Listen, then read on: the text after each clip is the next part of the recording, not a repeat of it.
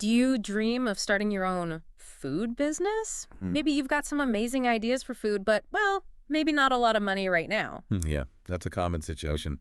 We looked into what people are actually talking about, when they want to start a food business but have very little money. Okay. These are real ideas from real people just like you listening. Right. So what's our mission today? What are we trying to figure out? Well, our goal today is really to find the best ways for you to take those food dreams and make them real, even if you don't have much money to start. Okay. We'll look at different ways to start, see what makes sense. Great. Let's dive in. What's the first idea?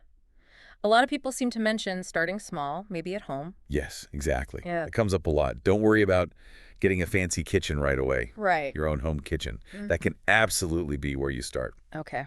And what's the advantage there? It gives you freedom, really. You can figure things out, learn how to make your food well, efficiently. I believe this is a really key lesson here. Do more with what you already have. It can really help you succeed later on. Okay, so start cooking in my own kitchen. Got it. What's next after I've practiced a bit? We think the next step is we'll cook for your friends. Ah, okay. Get some testers. Let them try your food, then maybe take some nice pictures. Post them on social media, perhaps. That makes sense. Get some feedback, show it off a little. Anything else? Yes, and this is important. Try to sell your food. Oh, okay. Even just a little Even a little bit of money. It will help you understand your costs, hostile. like the actual food ingredients, yes, but also your time. How much time are you spending? Right. Time is money, too. Exactly. There's a great example. One person started just baking bread at home now. They own a proper bakery. Wow. And another person, they sell pizza right from their driveway. And they sell out super fast. So these are ways to, prove people want your food before you spend lots of money. Precisely.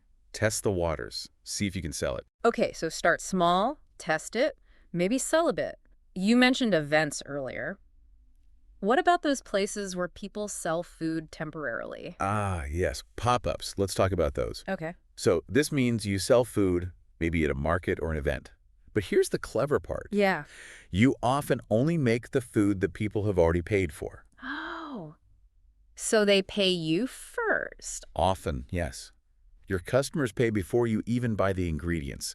So you're not spending your own money up front to guess how much you'll sell. That sounds really smart for managing money. It is. Oh, this word is interesting. Margins means.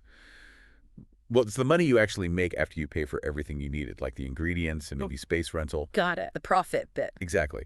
And pop-ups can have very good margins. Yeah. Because you waste less food, you know exactly how much to make. Do you need a huge menu for that? No, not at all. Keep it simple. Just say 3 to 5 items, things that really show what's special about your food. Okay. And, tell people your story, why you love this food. People connect with that. That does sound like a really good way to start without needing tons of money. What other ideas are out there? Well, think about online. Some people start their whole food business just online. Really? How does that work? Yeah. One person we read about started with only $500 online. $500. That's it. That's it. They used Instagram, that photo website, to show their food. Lots of great pictures.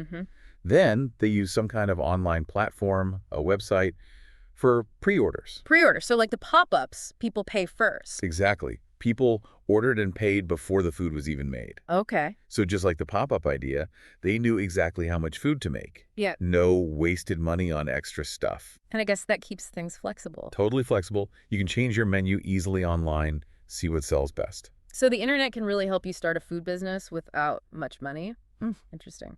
Now, what about those kitchens? I've heard about them. They don't have tables or anything, just kitchens. Ah, you're probably thinking of ghost kitchens.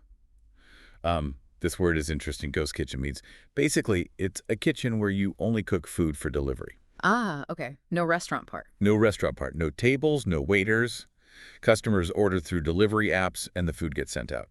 So you could maybe rent space in one? Yes, you might be able to rent kitchen space there.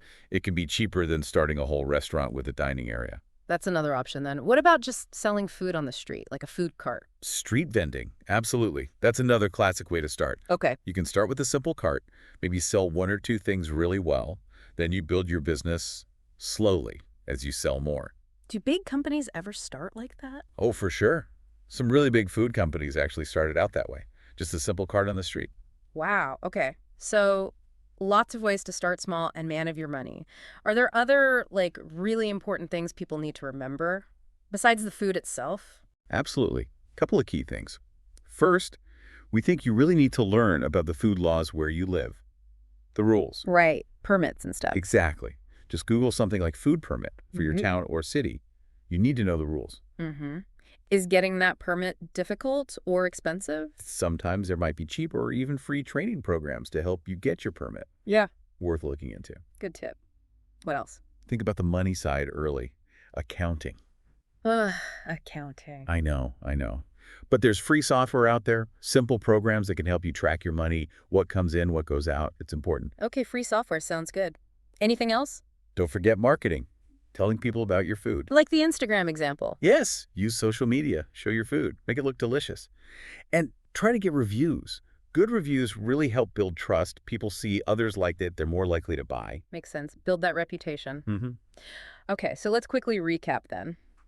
To start your food business without a lot of money, the main ideas seem to be start small, maybe at home. Yep.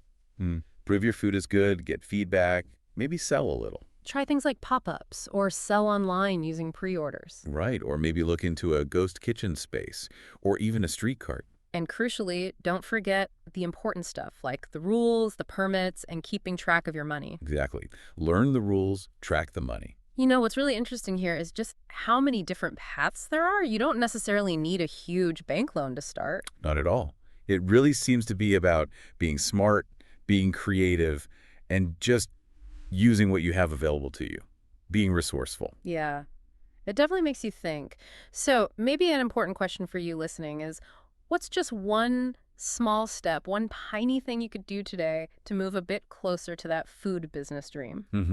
Maybe it's as simple as cooking that special dish you make. Yeah. And just asking a friend what they really think, honestly. That sounds like a great place to start. I hope you had fun while learning. Don't forget you can check the transcript below, leave a comment, like the video, and most importantly, keep practicing. Oh, and of course, subscribe for more videos like this. See you next time on English Workout.